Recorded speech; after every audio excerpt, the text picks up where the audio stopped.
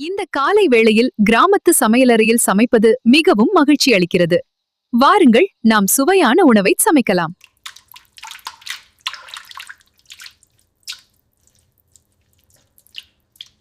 இந்த கோழிய சுத்தமாக கழுவ வேண்டும். சமையலுக்கு முன் தண்ணீர்ல நன்கு அலசினால்தான் ருசியாகவும் ஆரோக்கியமாகவும் இருக்கும். இந்த வெங்காயம் மற்றும் தக்காளியை கவனமாக நறுக்க வேண்டும். சமையலுக்கு இவை மிகவும் முக்கியமானவை. அப்போதுதான் சுவை நன்றாக இருக்கும். பாரம்பரிய முறையில் இஞ்சி மற்றும் பூண்டு அரைப்பது உணவிற்கு தனி சுவை அளிக்கிறது. இது நம் ஆரோக்கியத்திற்கும் மிகவும் நல்லது. மிளகாய், மல்லி மற்றும் சீரகம் வாசம் வரும் வர வறுக்க வேண்டும். இது உணவிற்கு ஒரு தனி சுவையை தரும். இந்த பாரம்பரிய அம்மியில் அரைக்கும் போது மசாலாவின் சுவையே தனிதான். இது உணவிற்கு ஒரு நல்ல மணத்தையும் ருசியையும். இந்த நல்லெண்ணெய் சூடானதும் அதன் மணம் ஊரையே கூட்டும்.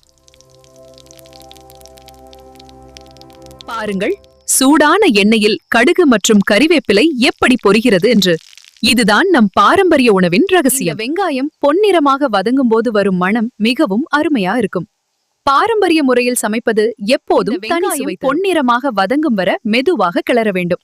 அப்போதுதான் குழம்பு மிகவும் சுவையாகவும் மணமாகவும் இருக்கும். தக்காளி நன்றாக வதங்கி மசாலாவுடன் சேர்ந்து எண்ணெய் பிரிந்து வரும்போதுதான் இந்த சிக்கன் குழம்பு மிகவும் சுவையாக இருக்கும். இந்த கிராமத்து முறையில் சமைத்த சிக்கன் மசாலா மிகவும் சுவையா இருக்கும். காரசாரமான மசாலா துண்டுகளில் நன்றாக ஊறி நல்ல மணம். சுவையான சிக்கன் கறி பாரம்பரிய முறையில் மண் குடிசையில் தயாராகிறது.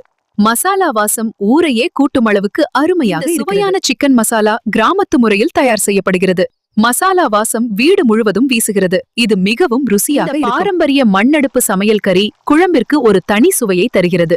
மெதுவாக கொதிக்கும் போது அதன் மணம் வீடு முழுவதும். கிராமத்து கைமணத்தில் தயாராகும் சிக்கன் குழம்பு மிகவும் சுவையா இருக்கும். அந்த மசாலா வாசனையே தனிதான். சுடச் சுட பரிமாற தயார். புகையும் மணமும் நிறைந்த கோழி குழம்பின் மேல் பசுமையான கொத்தமல்லி தழைகளை தூவி அலங்கரிப்பது ஒரு தனிச்சுவையை தரும்.